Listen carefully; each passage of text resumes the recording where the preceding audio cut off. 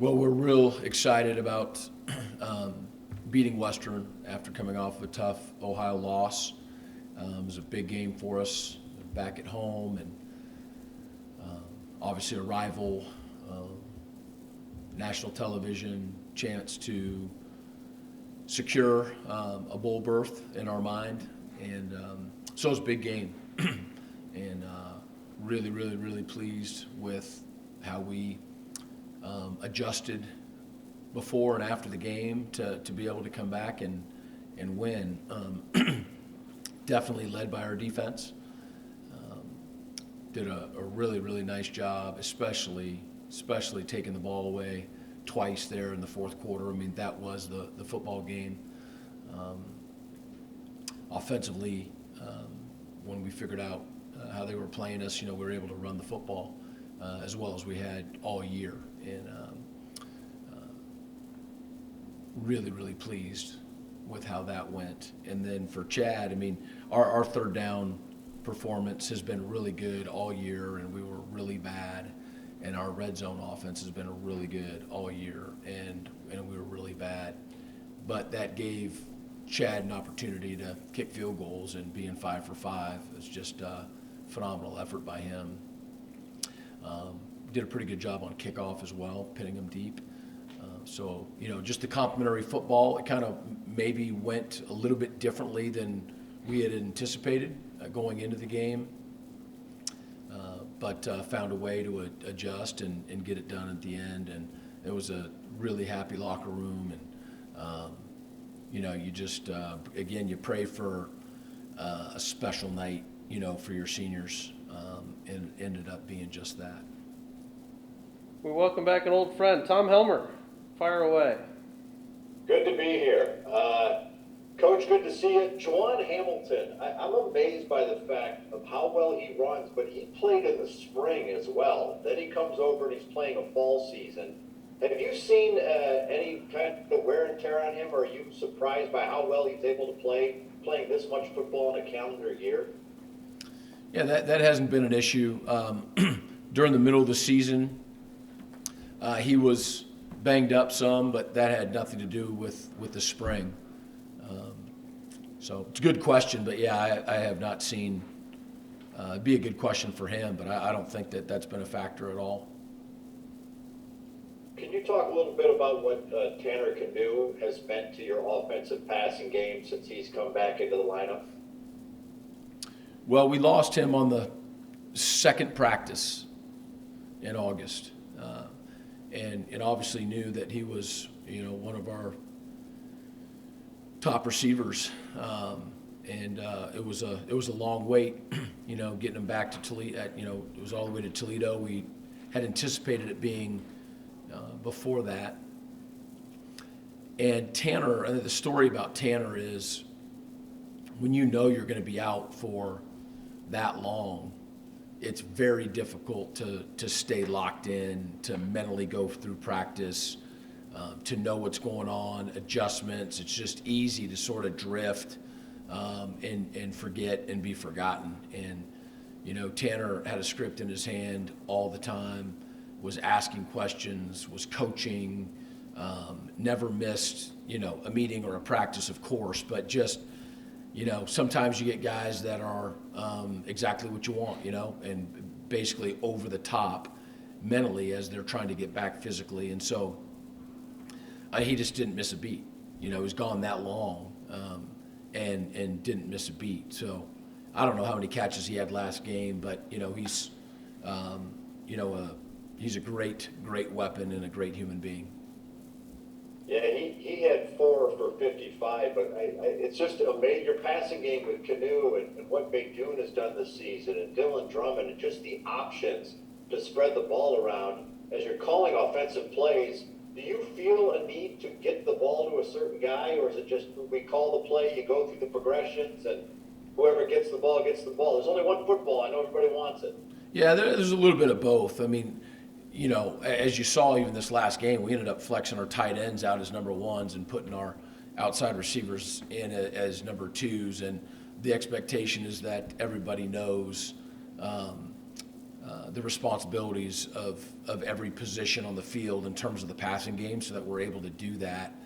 So it's a combination of both. I mean, there are things that guys do better than others, and so you want to give them an opportunity to run those routes in certain situations. But other than that, the difference between a Haas and a Tanner and a Dylan, they can all do it all. That's why we've had Haas out at a number one. Tanner can play inside and outside. Dylan, led our team in catches. I think that might have been 19, when he was playing inside. So they're all three of them are just so talented, but they're so smart. They just know and understand our offense, and they're a joy to coach.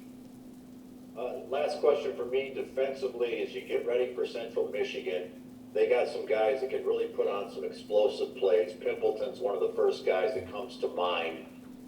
Is the key to limiting explosive plays just sticking within your assignment and just handling your own duties defensively, or really what is the key there to not letting them get those big plays? Well, that's the challenge, but we're certainly not going to tell you the key. But yeah, trying, the chess match and the puzzle, if you will, because they can run the ball now. They certainly can run the ball, and I think they've even gotten better as the season's gone on, running the football. And then obviously there are some very explosive players in the pass game, and they're very creative in how they get the ball, to their outside skill guys. So, when you can run it and throw it, and you have a really good offensive line and quarterback who I think is playing really, really well, it's difficult. It's difficult. There's no question about it. And you can load coverage and you can load the box, but you can't always disguise what you're doing, and you're going to be a little bit weaker or a little bit vulnerable in one of those two areas, and so that's the chess match. Thank you, Coach. TC, I saw you've logged on. Would you like to ask a question? Absolutely. Thank you, Greg. Coach, thanks for making yourself available. Yeah. My first question is, obviously tackling was an issue in the back half of that Western Michigan game, and Central, obviously it was mentioned, Pimpleton and their running back who had a great game. What can you do this week in practice to shore some of that up? Yeah, so, the tackling was addressed after the Toledo and Ohio games. That's when we felt as though there was an inordinate amount of missed tackles compared to the first, 8 games at that time. You've got to get really good at tackling without tackling. And we have a system, we work on it every day with ball disruption and tackling circuits and whatnot. And when you've shown that you could be a good tackling team, and then have a couple weeks where you have again an inordinate amount of missed tackles, you always got to look at, hey, you got to give some credit to the offensive players, if they're doing a good job with making people miss, breaking tackles, running hard and whatnot. But I think that you get what you practice, what you accentuate, what you talk about, what you focus on. And that certainly was something that we focused on for Western, and we'll need to continue to finish up here with Central Michigan. Yeah, the other question is, obviously this is a different level game for your guys in the room, especially the guys that are from the state of Michigan. And you're on the precipice of really breaking through in having an opportunity to take both of these games, and obviously a big step up in the possibility of a bowl game and maybe a higher payout. Can you talk a little bit about maybe the mental prep that goes into Central Michigan that's different from any other game on your schedule that's similar to Western Michigan? Yeah, I really don't think that'll be different. in terms of the mental prep. I mean, especially coming off of, the Western game, and we've addressed, the rivalry. In my time here, we haven't even played for the Michigan MAC. We've beaten both these teams in my time here, but never have we won our first in-state rivalry game. It's always been the second. And so we've literally, since I've been here, have never played for the Michigan MAC trophy. Our guys knew prior to Western that in order to play for the Michigan MAC trophy, we'd have to win the Western game. And because Central had already beaten Western, that if we were able to do that, then this game would be for the Michigan MAC trophy. Again, something that we have not even played for before. So there's excitement about that, but that's also not, our sole focus. I mean, your focus better be on the fundamentals and preparing like you've always prepared, and mentally preparing like you've always prepared, and raising the emotional level slowly and throughout the week, so that on game day, because this is a long week now, got an extra couple days, that on game day, you're ready to be at your best. I appreciate you taking the time and giving us a little insight into what the run-up to one of these games looks like. Thank you. Yep, you're welcome. Coach, our guest this morning with us is a guy that transferred into your program but faced some adversity this year and was out with an injury, overcoming that to get back. What have you seen from his ability to, one, mentally prepare himself and physically prepare himself to return to the field? Well, yeah, getting Brandon, as a grad transfer is a big deal for us, because we spent a lot of time trying to figure out exactly who that right person would be. Again, always on and off the field for some of our needs in our secondary. And he was our absolute first choice. And we're super excited, when he decided to come and had a great summer. And we get to see him move and lift and run, but we're not playing football. And then way too early in camp, again, got injured. But there was enough time for us to know that he's really bright, football smart, mature, focused, all the things that we, had anticipated actually came to fruition. And, similarly to Tanner, some guys, especially young guys, just don't get it, don't understand, and just fall behind. Just impossible for them to keep up. But Coach Reed has said that, Brandon has been staying with it and just understands it and knows it all the way through. And so, again, got himself back to healthy and has been able to play. And so in the long run, I really believe, and we've talked about this, it's going to be a blessing in disguise. Instead of being a part of this program for, 6 months, he's going to be able to be a part of it now for, a year and a half, and to go through a winter, a spring, and a summer. And you just, the relationships with guys on the team, and really have a senior year here, as a leader and as a great player on the field. So it was painful,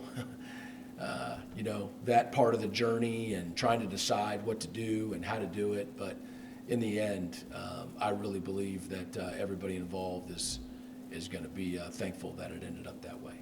Awesome. Brandon, you ready? All right, go get them.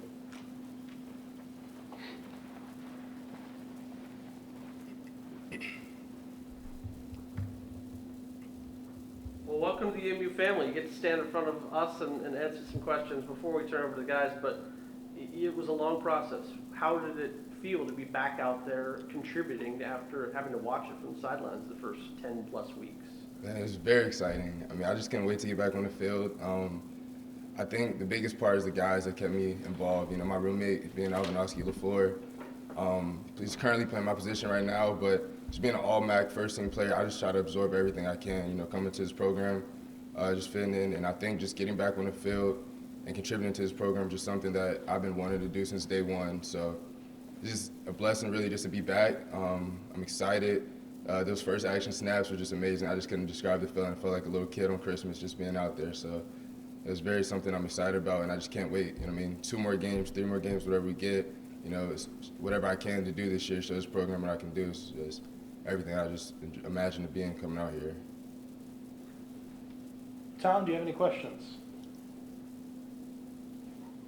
Yeah, how did you handle the mental part through the injury and trying to fight back? Obviously, you can work on yourself physically, but as far as your mind, how did you stay in it? Mentally, it was actually very easy. Coach Reed he's kept me very engaged, kept me just whatever I could do, whether that's signaling calls during practice, Coach Nether and everything just kept me very focused. I sat in the very front of all the meetings.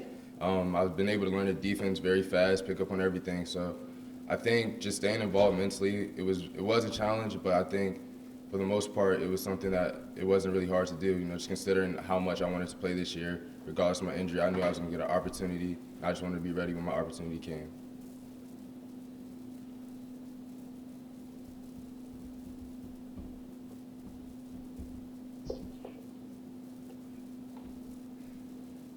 Do you feel 100% out there in the Western game? Yeah, I think for the most part, when you come off an injury, you have a little hesitation. You're not really sure. But for the most part, my ankle feels 100%. I've spent a lot of time in treatment. That's something that I can really say out without doing the physical part, or actually outside the mental part. The physical part is just really just hitting treatment hard, doing everything I can to get back. So it's been a long process. I spent a lot of time. It's been over a couple months, like 2.5 months, just of treatment and rehab. And I think my ankle feels great, and I'm just ready to play. And that's all I just set my mind on doing. So. Thank you. TC? Yes. Brandon, thank you for taking a few minutes to join us. First of all, I'm interested in why Eastern Michigan. I live in Annapolis, so I'm in the Mid-Atlantic. I see you're from Virginia. Yeah. Bucknell, obviously in the Patriot League, up and down the East Coast, the occasional game at a school like Navy, which participates in the Patriot League and everything else, or Army. So what made you pick Eastern Michigan? I think actually the biggest part was just because Coach Creighton. Coach Creighton, you could tell, is very passionate about this program. And just the recruiting and everything, like the family atmosphere, the values of the program was just something that was huge and very important to me. And also, I just wanted a different experience. I'm from the East Coast, like you said. I'm from Virginia. Just coming out I've never been to Michigan before. But I think when I came out here, it was a little different. But I think I've adjusted well. I'm loving it out here. It's something that, I just can't wait. Another year out here is like Coach Creighton was saying, it's going to be a blessing. And Eastern Michigan, I felt it was the right fit for me at the time. And it just all aligned. I think everything happens for a reason, and I'm really excited to be here. I'm happy about it. So it's the best decision I think I've made in my life. So. Wow. So, obviously here on the East Coast and really in the Mid-Atlantic, there's not a great football culture outside of maybe Virginia Tech. Yeah. Right? And you know how that goes. There's just Yeah. a lot going on the East Coast. College football kind of gets pushed to the back. And Right. then you go to the Midwest where college football might as well be a pro sport. Right. In terms of the excitement for it. So jumping back into the fray in such a big game, Central Michigan, with a chance to win a trophy and really up your bowl status, talk a little bit about the excitement you feel, and, jumping back off the dock and into the water this week. Man, like I said, it's like a kid on Christmas. I love football. I've been playing football since I was a little kid. And I just even when I was out injury, and when you go through an injury, especially a serious injury like I had, all you can think about is just coming back and just coming back better than ever and just being a better player and just stronger than ever. And I think I just really can't wait to show everybody what I really can do here. And I think that's the biggest thing. There's a lot of talented guys here, and just playing around them inspires me. Just seeing Jose or Turan or Noski or anybody out here making plays, it inspires me, and I just can't wait for them to see what I'm able to do and what I can do to help contribute, help this team win. Was that a surprise for you, the amount of talent at a school that maybe wasn't on your radar on a daily basis? I wouldn't really say it was too much of a surprise. Coming from Bucknell is a little different. Coming out to playing the MAC, I wouldn't say it's really much of a surprise. But obviously, outside of just football players, like the guys here, they're great people. Like that's one thing Coach Creighton does. He recruits great people, and I really embodied that. And I think all the guys out here, even when I was going through my injury, And just getting out here for the first couple of months, they're not really knowing me and me not really knowing them. They all took care of me as a brother. When I was hurt, I was in the bed, I couldn't move around. They give me food, take care of me, and I think that's one of the biggest things that's always stuck with me. Outside of what they're able to do in the field, what I'm able to do in the field is also things they've been able to do behind the scenes that's helped me adjust better to being out here. I only have one other question, and that is, you are a bit of a rarity in college football. You've played 2 seasons for 2 schools in the same calendar year. Can you talk a little bit about the craziness of that? Yeah, I mean, it's been crazy. I think, so actually when I first decided to come to Eastern, one of the biggest things also, just picking back off a question you had earlier about why I choose Eastern, is the defense that they run. It's very similar to what we were running at Bucknell. It was actually a 4-2-5 defense. So that was actually a big thing for me. And then coming out here, just the transition was so much easier. Playing the same within the calendar year, I can't really speak on because I missed a lot of weeks in the season. But I mean, football is a fall sport. You know what I mean? Like the spring season was great. I only played 5 games in the spring, and it was something that I think was unique. It was different. But football is a fall sport, and I love it. And I haven't really thought about the transition coming to Eastern and just playing the season.